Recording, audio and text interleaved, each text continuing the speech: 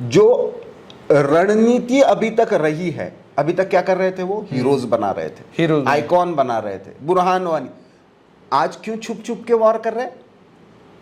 आज कोई आइकॉन नहीं बन रहा है, क्योंकि एजेंसीज ने, हमारी आर्म फोर्सेस ने, जम्मू कश्मीर पुलिस ने उनको आइडेंटिफाई करके तुरंत उस पर कार्रवाई की है। तो ये स्ट्रेटेजी बदलने उनको पड़ रही है, उनकी रणनीति का ये ऑलरेडी फेल्यूर है। जैसे आपने अभी बताया, नुपुर शर्मा एक मुद्दा बनाया गया, उससे पहले किसान आंदोलन एक मुद्दा बनाया गया, उससे पहले सीए एक मुद्दा बनाया गया। मुद्दा कोई भी बन सकता है, लेकिन उसको एक लेकर जाना सिविल वॉर की सिचुएशन पर। लेकिन दूसरी तरफ ये एक तरीके से फ्रस्ट्रेशन भी है कि यार अभी नहीं किया तो परमानेंटली ये हाथ से गया। ये दुश्मन की जो पाकिस्तान और पाकिस्तान पोषित जो भी इंटरेस्ट ग्रुप्स रहे हैं, उनका मूल उनको डर ये है कि अभी नहीं किया तो फिर हाथ से गया।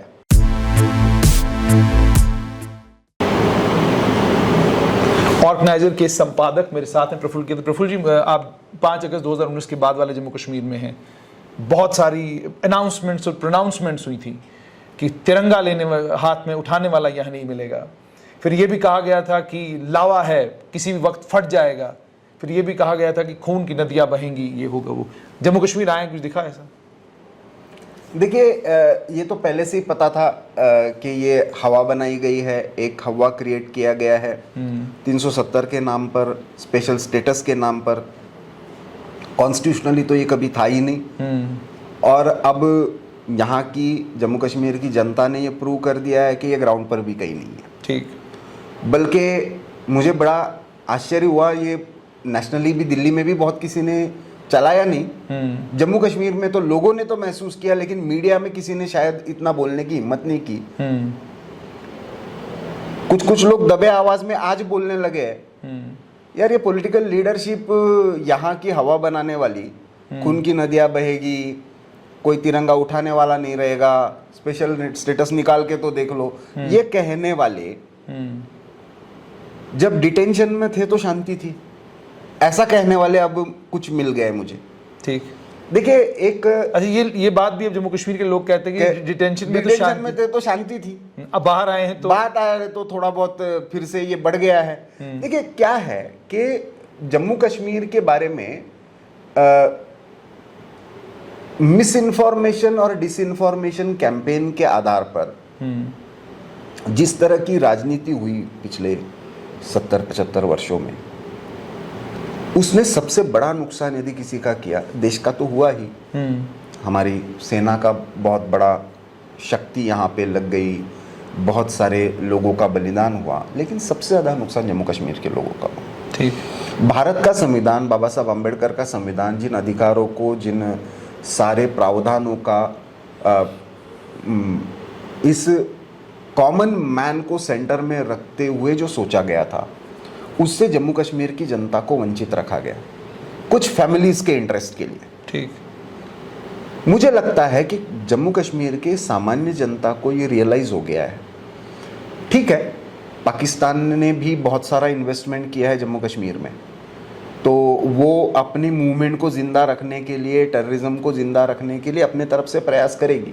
ठीक। लेकिन मैं मानता हूँ ये लड़ाई कभी भी जम्मू कश्मीर की केवल नहीं थी, ये बेसिकली लड़ाई भारत की राष्ट्रीय दृष्टिकोण की, जो सबको साथ मिलकर अलग अलग उपासना पद्धतियों को साथ में रखते हुए राष्ट्रीय विचारों के साथ रहने की प्रेरणा देता है, उसका, और पाकिस्तान जो केवल एक मजहब के आधार पर बना है उसका, इन दोनों के बीच का वैचारिक संघर्ष है, ये टकराव है, ये मूल टकराव जो है वो है। मुझे एक चीज़ बताइए कि राम माधव जो है नेशनल एग्जीक्यूटिव कमेटी के मेंबर हैं इस वक्त राज्य स्वयं सेवक संघ में, उन्होंने कल एक इंटरव्यू दिया है, उसमें उन्होंने ये कहा कि जम्मू कश्मीर को कौन चला रहे हैं। उन्होंने उसमें कहा है कि गृह मंत्री हैं, नेशनल सिक्योरिटी एडवाइज़र हैं और लेफ्टिनेंट गवर्नर हैं, लेकिन जम्मू कश्मीर के लोग कहाँ हैं, स्टेक होल्डर कहाँ पर हैं। तो उन्होंने कहा कि स्टेक होल्डर्स को अब साथ लेकर चलने की ज़रूरत है ताकि जम्मू कश्मीर में स्थायी रूप से शांति आ सके। आप इस बयान को कैसे देखते हैं?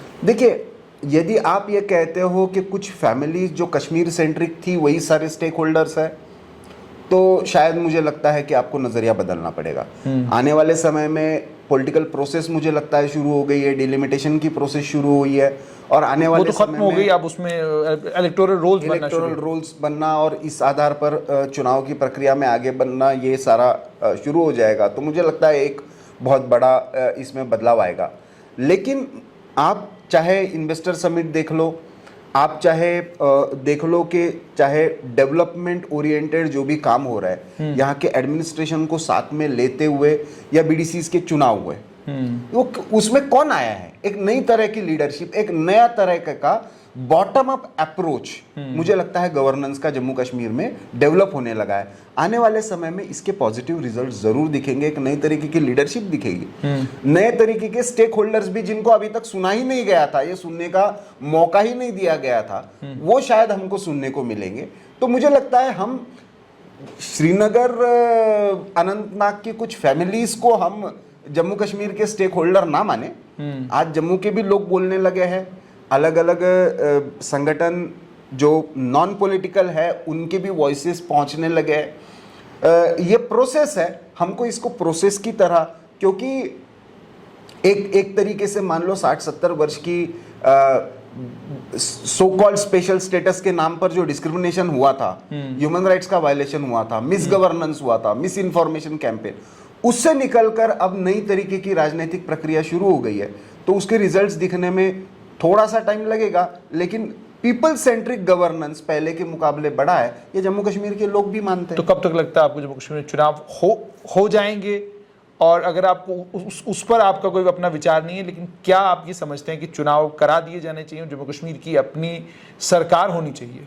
बिल्कुल होनी चाहिए, और वो होगी भी, क्योंकि बार बार जो इस पर एक तरीके से सरकार की तरफ से भी बयान आया है, और कहीं पे भी मानता हूं, without true representation real governance can not be possible. लेकिन वो होने के लिए सही हालात भी चाहिए, एक दूसरी तरफ हमको जो उसका बेसिक फाउंडेशन है, ये अकेला ऐसा स्टेट रहा कि जिसमें 1950 के दशक के बाद कहीं पे सही तरीके से सेंसस के आधार पर डिलिमिटेशन ही नहीं हुआ। इससे बड़ी विडंबना क्या हो सकती है? भारत के चुनाव आयोग को पूरी तरीके से मैंडेट ही यहाँ पे कभी ठीक से अब यह प्रक्रिया शुरू हुई है, तो मुझे लगता है संवैधानिक तरीके से यह प्रक्रिया आगे बढ़ेगी। आने वाले, मेरा खुद का मानना यह है कि साल भर में इस पॉलिटिकल प्रोसेस को एक कल्मिनेशन में हम देख सकते हैं। पॉलिटिकल प्रोसेस तो कल्मिनेट होगा, लेकिन जम्मू कश्मीर के लोग ये पूछते हैं कि क्या राज्य का दर्जा भी साथ साथ आएगा? एज ए पत्रकार और ऑर्गेनाइजर के संपादक के तौर पर आपका दृष्टिकोण क्या है इसको लेकर? मुझे लगता है कि विधानसभा आती है, तो विधानसभा आने के बाद ये भी आगे जैसे जैसे स्थिति ये होती जाएगी, मेरा इसमें सबसे बड़ा जो मैं मानता हूं कि जो ऑब्स्टेकल है वो क्या है? वो सबसे बड़ा ऑब्स्टेकल है कि जो अशांति, हिंसा, आतंकवाद, इसके रास्ते पर बार बार पाकिस्तान फिर से जम्मू कश्मीर को लेकर जाने की कोशिश कर रहा है, वो सबसे बड़ा है। वो लड़ाई लंबी लड़नी है, वो केवल मतलब जम्मू कश्मीर की जनता को नहीं, पूरे भारत को लड़नी है। ठीक, उस लड़ाई में हम कितना सफल होते हैं उसके आधार पर ये स्पेसिफिक कंडीशन में लिखा हुआ है, कानून में लिखा हुआ है। हाँ बिल्कुल, state reorganisation, Jammu Kashmir reorganisation act में लिखा हुआ है, लॉ एंड ऑर्डर सिचुएशन ठीक होगी तो उतने। तो मुझे लगता है कि ये जितना जल्दी हो उतनी प्रक्रिया, जिनको ये लगता है कि टारगेटेड किलिंग करने के साथ वो जम्मू कश्मीर के जनता का हित कर रहे हैं, तो जम्मू कश्मीर की जनता जानती है कि वो उनका नुकसान कर रहा है, जैसे 1990 के बाद किया, जैसे 1948 के बाद किया, वही पाकिस्तान का ये सारा खेल है। मुझे ये बताइएगा कि कश्मीरी पंडित समुदाय के जो सरकारी कर्मचारी हैं और उसके बाद जो जम्मू संभाग के रहने वाले कर्मचारी हैं, जो अलग अलग रिजर्व कैटेगरीज में घाटी में जिनको नौकरियां मिली थी, वो पिछले कई दिनों से प्रदर्शन कर रहे हैं और सरकार से ये मांग कर रहे हैं। कल कश्मीरी पंडित समुदाय के सरकारी कर्मचारियों ने ये भी मांग कर डाली, उन्होंने एक कल प्लेज भी लिया जिसमें उन्होंने ये कहा कि 3 साल के लिए आप हमें रिलीफ कमिश्नर के दफ्तर में जम्मू में बिठाइए।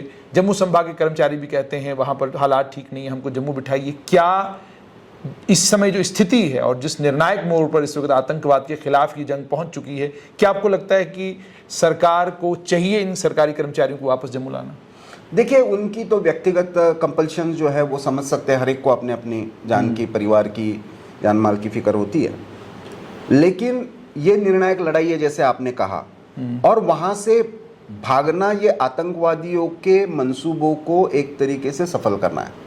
मैं मानता हूं ये केवल पंडितों के लिए क्यों, ये केवल जम्मू के लोग जिनका वहां पे पोस्टिंग हुआ है हिंदू, ऐसे क्यों, पूरे भारत के सारे लोगों के लिए एक मैसेज उनकी तरफ से होना चाहिए कि जम्मू कश्मीर का इशू ये केवल जम्मू कश्मीर का नहीं है, जम्मू कश्मीर के केवल कुछ समुदायों का नहीं है, ये जम्मू कश्मीर के इशू पूरे भारत का है। ये हमारी कॉमन सेंसिटिविटीज है, और इसलिए हम आतंकवादियों के मंसूबों को, मुझे लगता है कि ये जितनी एडमिनिस्ट्रेटिव या सिक्योरिटी फोर्सेस की लड़ाई है उतनी ही सोसाइटी के मेंटल टफनेस की भी है। ठीक, मुझे लगता है ऐसे समय में हम जितना उन समुदायों के साथ खड़ा रहे, उनका जिस तरीके से आतंकवादियों का इंफॉर्मेशन नेटवर्क वहाँ पे पेनिट्रेट करके काम कर रहा है, हम काउंटर नेटवर्क हमारी सरकार की एजेंसीज के साथ मिलकर खड़ा करें, ताकि हम, आप मानते हैं हथियार भी दिए जाने चाहिए अगर जरूरत पड़े? नहीं, पहले यहाँ पे एक VDCs का जैसे एक गठन ऑलरेडी है रहा है, और उनको मजबूत करे ताकि उस गांव के हर व्यक्ति को लगे। हम देखिए, हम अभी देखते हैं जैसे अमेरिका में किसी भी डेमोक्रेसी में वेपन्स का कल्चर, गन का कल्चर, ये बढ़ाना कोई बहुत अच्छी बात नहीं, बिल्कुल। तो मैं तो बहुत ज्यादा उसके फेवर में नहीं हूं। हाँ, लेकिन ये जो इंफॉर्मेशन नेटवर्क है, मुझे लगता है इसी के आधार पर हम सजग नागरिक के नाते राष्ट्र हित में जानकारी देना, ठीक, इतना भी, और उसका इंफॉर्मेशन का शेयरिंग करना, ये बात भी हम ठीक से कर पाए तो मुझे लगता है बहुत बड़ा बदलाव होगा। मुझे ये चीज़ बताइएगा, जम्मू कश्मीर में खासकर जम्मू संभाग में पिछले कुछ टाइम से देखने को मिल रहा है कि धार्मिक उत्पात मचाने की कोशिश है। भद्रवाह के अंदर भी कोई इंसिडेंट हो रहा है, राजौरी पुंछ के अंदर आतंकवादियों के साथ मुठभेड़ हो रही है लगातार, और वहाँ पर भी कुछ इस तरह का माहौल जो है बनता नज़र आ रहा है कि आप जाते हैं तो आपको महसूस होने लगता है कि सब चीज़ें ठीक नहीं है यहाँ पर। ये जो इस संभाग में हो रहा है, इसको आप किस तरीके से देखते हैं, और क्या मानते हैं कि अगर इस मंसूबे में दुश्मन हमारा कामयाब होता है तो नतीजे क्या निकलेंगे? देखिए, ये फ्रस्ट्रेशन मैं मानता हूँ। पहली बात तो ये केवल जम्मू के लिए नहीं है, ये पूरे भारत में किसी ना किसी तरीके से भारत के किसी ना किसी हिस्से में सिविल वॉर की सिचुएशन लाई जाए, ये प्रयास है। उसका मुद्दा कोई भी हो, जैसे आपने अभी बताया नुपुर शर्मा एक मुद्दा बनाया गया, उससे पहले किसान आंदोलन एक मुद्दा बनाया गया, उससे पहले CAA एक मुद्दा बनाया गया। मुद्दा कोई भी बन सकता है, लेकिन उसको एक लेकर जाना सिविल वॉर की सिचुएशन पर। लेकिन दूसरी तरफ ये एक तरीके से फ्रस्ट्रेशन भी है कि यार अभी नहीं किया तो परमानेंटली ये हाथ से गया। ये दुश्मन की जो पाकिस्तान और पाकिस्तान पोषित जो भी इंटरेस्ट ग्रुप्स रहे हैं, उनका मूल उनको डर ये है कि अभी नहीं किया तो फिर हाथ से गया।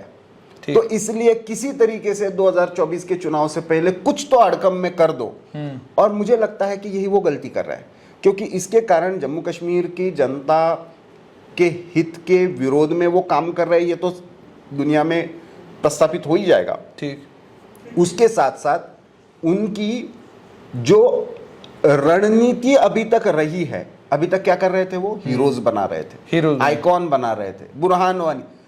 आज क्यों छुप छुप के वॉर कर रहे हैं? आज कोई आइकॉन नहीं बन रहा है, क्योंकि एजेंसीज ने, हमारी आर्म फोर्सेस ने, जम्मू कश्मीर पुलिस ने उनको आइडेंटिफाई करके तुरंत उस पर कार्रवाई की है।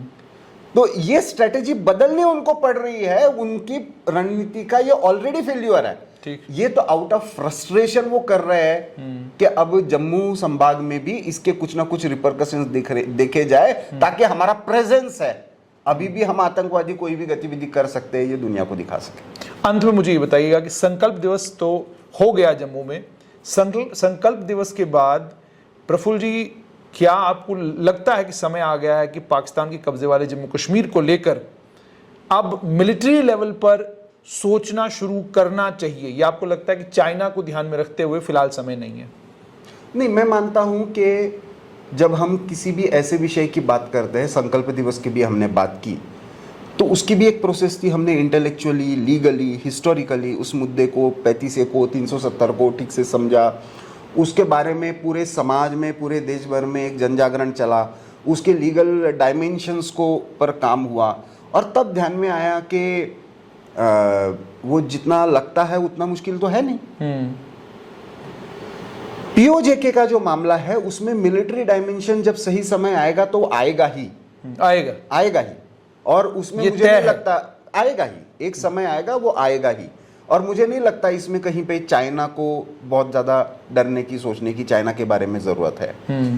चाइना का कंसर्न तो आज बच गया है, वो लद्दाख के संबंध में बच गया है। ठीक, इधर जम्मू कश्मीर के संबंध में तो उनका जो हाईवे का इंटरेस्ट पाकिस्तान ने, उन्होंने तो पहले ही कहा है कि वो लीज वाला मामला है, उनको पाकिस्तान, उनको बिजनेस करना है, उनको पाकिस्तान दे रहा है, भारत दे रहा है, उससे वो यदि चाइना की वो सोच होती तो बेल्ट एंड रोड इनिशिएटिव में भारत आ जाए, इसके लिए वो पीछे नहीं पड़ते। उनको ये पता है भारत जब तक नहीं आएगा तब तक उनका वो प्रोजेक्ट सक्सेसफुल नहीं होगा। ठीक, वो कितना भी चाइना पाकिस्तान इकोनॉमिक कॉरिडोर बना ले, भारत के बिना इंटरनेशनली चाइना का प्रोजेक्ट सक्सेसफुल नहीं है। ये शी जिनपिंग को, चाइनीज कम्युनिस्ट पार्टी को पता है। मुझे नहीं लगता वो चाइना एंगल हमको इसके बारे में सोचना चाहिए। हमको सोचना ये चाहिए पीओजेके के बारे में जब हम बात करेंगे तो हमारा लीगल स्टेटस, हमारा इंटरनेशनल स्टेटस, इस संबंध में एक बड़ी स्पष्ट सोच इंटेलेक्चुअल नैरेटिव के रूप में, एकेडमिक नैरेटिव के रूप में, मीडिया नैरेटिव के रूप में हम प्रस्तापित कर ले। जब वो सब सोच प्रस्तापित होगी सब जगह पर, चाहे वो यूरोपियन यूनियन में हो, चाहे यूनाइटेड नेशंस ह्यूमन राइट्स और बाकी सारे कमीशन, सर्जिकल स्ट्राइक के समय हुआ वो, जैसे हमने किया, तो ये एक मैसेजिंग था कि हम तो टेरर लॉन्च पैड पर अटैक कर रहे हैं और हमारा एरिया है। ये हम जितना वोकली और इंटेलेक्चुअली, लीगली एस्टेब्लिश कर पाएंगे, मुझे लगता है मिलिट्री ऑपरेशंस उतना आसान होगा। बहुत बहुत शुक्रिया। तो आपने ऑर्गेनाइजर के संपादक प्रफुल्ल केतकर के साथ स्ट्रेट लाइन की बातचीत सुनी।